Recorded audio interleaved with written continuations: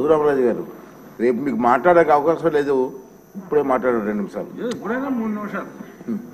విష్ణుకుమార్ రాజు గారు అంతసేపు నేను మాట్లాడలేను. ఈ ఋషికొండ వ్యవహారం మీద ముందుగా రామకృష్ణ బాబు గారు, అక్కడ జనసేనకు సంబంధించి మూర్తి యాదవ్ అనే కార్పొరేటరు, వాళ్ళు లోకల్గా దాని గురించి వివరించడం, అదే సమయంలో నేషనల్ గ్రీన్ ట్రిబ్యునల్కి నేను ఒక రిప్రజెంటేషన్ ఇస్తే దాన్ని సువోమోటోగా వాళ్ళు దాన్ని స్వీకరించి ఆ కన్స్ట్రక్షన్ని నిలుపుదల చేయమని చెప్పి ఒక ఆర్డర్ ఇస్తే దానికి హైకోర్టులో మీరు స్టే తెచ్చుకోవటం జరిగింది. ఆ సమయంలో సుప్రీంకోర్టుకి నేను ఈ విషయాన్ని తీసుకువెళ్ళినప్పుడు పచ్చి అబద్ధాలు అంటే అసలు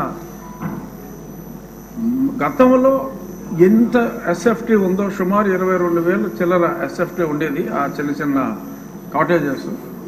అదే చోట ఆ ఎస్ఎఫ్టీకి మించకుండా కట్టమని చెప్పి చాలా క్లియర్గా సుప్రీంకోర్టు డైరెక్షన్ ఇచ్చిన తర్వాత ఆ మ్యాటర్ని హైకోర్టుకి రిఫర్ చేశాను.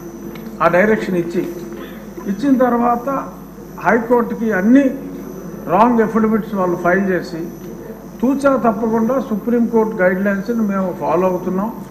ఈయన ప్రతిదానికి మా మీద కంప్లైంట్ ఇస్తాడు, అతని కంప్లైంట్లు మీరు పట్టించుకోవద్దు అని అన్ని రాంగ్ ఎఫిడవిట్లు నేను ముఖ్యమంత్రి నివాసం కోసం పట్టుకుంటున్నట్టు అప్పుడే చెప్తే అదేమీ లేదు, కేవలం టూరిజం డెవలప్మెంట్ కోసం మేము ఇన్ని 100 కోట్లు ఖర్చు పెడుతున్నామని చెప్పి బ్లేటెంట్ లైస్ని, అంటే అది పెర్జూరీ కింద వస్తుంది, కోర్టుని తప్పుదోవ పట్టించడం. అటువంటి ఇవన్నీ కూడా ఏపీ టూరిజం డెవలప్మెంట్ కార్పొరేషన్ వారి ద్వారా ఆ పచ్చి అబద్ధాలని అక్కడ ఫైల్ చేయటం, పలుసార్లు అది వాయిదా పడటం జరిగింది.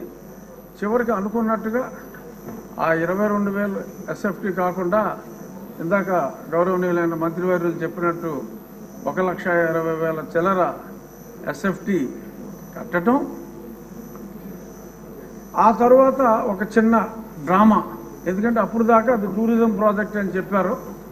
ఈలోపు ముఖ్యమంత్రి గారు అప్పటి ముఖ్యమంత్రి ఒక అనౌన్స్మెంట్ ఇచ్చి నేను విశాఖపట్నం వచ్చేస్తున్నాను అని చెప్పి ఆయన చెప్పడం జరిగింది. ఆ తర్వాత కొంతమంది ఆఫీసర్స్ని వైజాగ్లో నాకేమన్నా ఇల్లు దొరుకుతుందా చూడండి, స్టడీ చేయండి అని చెప్పి స్టడీ చేస్తే వాళ్ళకంట ఆ బీచ్ రోడ్లో వెళ్తూ ఉంటే అరే ఇక్కడ భలే ఇల్లు దొరికిందే, ఇది ముఖ్యమంత్రి గారికి బాగుంటుంది అని చెప్పి వాళ్ళకి తెలిస్తే వాళ్ళందరూ సూచించారంట.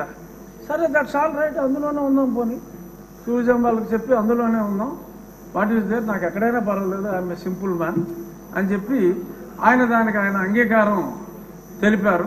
ఆ తెలిపిన తర్వాత కూడా మళ్ళీ హైకోర్టులో ముందు నుంచి చెప్తున్నాం సార్, ఇప్పుడు ఇల్లు అఫీషియల్గా ఓకే చేశాడు, ఇప్పుడైనా సరే చర్యలు తీసుకోండి అంటే కోర్టు వారు అసలు మా రూల్స్ వైలేట్ చేస్తే ఏ క్షణంలోనైనా మేము ఆర్డర్స్ ఇస్తాము, డిస్మాంట్లింగ్ ఆర్డర్స్ ఇస్తాము, మీరేం వరీ కావక్కర్లేదన్నారు. ఇప్పుడు దాకా ఆ మ్యాటర్ రాలేదు, ఎలక్షన్ వచ్చింది, ఆయన వెళ్ళిపోయాడు. సో ఇప్పుడు ఆ ప్రాపర్టీ, ఎందుకంటే ఆయన అంటే డిస్ట్రక్షన్తో మొదలుపెట్టారు, నాకు తెలిసి గౌరవనీయులైన ముఖ్యమంత్రి గారు ఈయనంతా కన్స్ట్రక్షన్ బేస్డ్ యాక్టివిస్ట్, అతను డిస్ట్రక్షన్ బేస్డ్. సో కాబట్టి ఒక 500 కోట్లు ప్రజలను దుర్వినియోగం చేశారు, శిక్షించాలి అని చెప్పి మా విష్ణుకుమార్ రాజు గారు గట్టిగా చెప్పారు. కానీ కొన్ని వేల కోట్లు రకరకాల ఇష్యూస్లో దుర్వినియోగం అయినాయి. ఈ 500 కోట్ల వలన అతను అలరయ్యి ఒక మంచి ప్రభుత్వం రావడానికి దోహదం చేశాడు. కాబట్టి అంటే నెగిటివిటీలో పాజిటివిటీ వెతుక్కోవటం. సో అంచేత 500 కోట్లు ఖర్చు పెట్టి ఆయన కట్టుకున్నది ఇల్లు కాదు, ఆయన రాజకీయ సమాధి కట్టుకున్నాడని చెప్పి భావిస్తూ 500 కోట్లని మనం క్షమించేయచ్చు, చూడవలసిన వాటి మీద ఎలా అధ్యయనం చేయాలో చూడాలని. Perhaps this is my last speech. ఇక్కడ కూర్చుని మళ్ళీ నాలిక కట్ కాబట్టి దీని మీద లాస్ట్. సో దీని మీద రేపు జరిగే చర్చ ఆసక్తిగా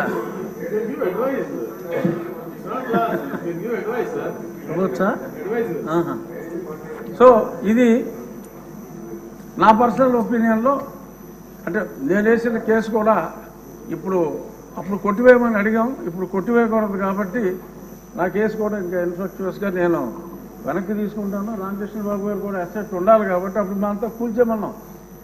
అంటే ఇంత దారుణం అనేది తెలియదు. 500 కోట్లు ఖర్చు పెట్టారు కాబట్టి అది రాష్ట్ర అసెట్గా భావించి దాన్ని తెలివిగా అంటే ఒక వ్యక్తి కాంక్ష ఈ రకంగా ఉంది అని చెప్పి ప్రజలకి మరి ఏదో టికెట్ ఇచ్చినా కూడా మాదిరిగా రికవర్ అవుతుంది, అద్దెకిస్తే ఏమి రావు, 7 గదులు.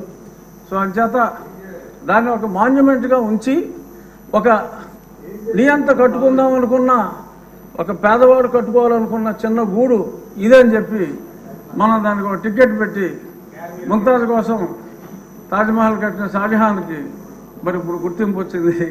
అలాగే దాన్ని మనం ఒక మాన్యుమెంట్గానే వాడుకుని ఒక నియంత కట్టుకున్న చిన్న ఇల్లుగా మనం అభివర్ణించి దాన్ని ఎటువంటి కూల్చివేతలు లేకుండా చక్కగా సౌందర్యంగా దాన్ని మెయింటైన్ చేయాలని చెప్పి టూరిజం మంత్రి గారిని మనస్ఫూర్తిగా కోరుకుంటూ మా విష్ణుకుమార్ రాజు గారు చెప్పిన చర్యలు ఎక్కడొద్దు, చర్యలు చాలా అట్లకు ఉందని తెలియజేస్తూ నమస్కారం. రామకృష్ణ బాబు గారు, రామకృష్ణ గారు ఓకే అండి, మీ మనోభావాలన్నీ చూసిన తర్వాత సార్ ఒక్క నిమిషం ఉండండి, పెద్దలందరూ కూడా నిర్ణయిస్తారు కదా. మీ మనోభావాలు చూసిన తర్వాత చాలామంది దీని మీద ఇంట్రెస్ట్గా ఉంది, పబ్లిక్ కూడా ఇంట్రెస్ట్గా ఉన్నారు. దీన్ని సోమవారం నాడు ప్రత్యేకంగా టైం కేటాయింపు చేసి దీని మీద చర్చ జరపాలని పెద్దలు నిర్ణయించారు.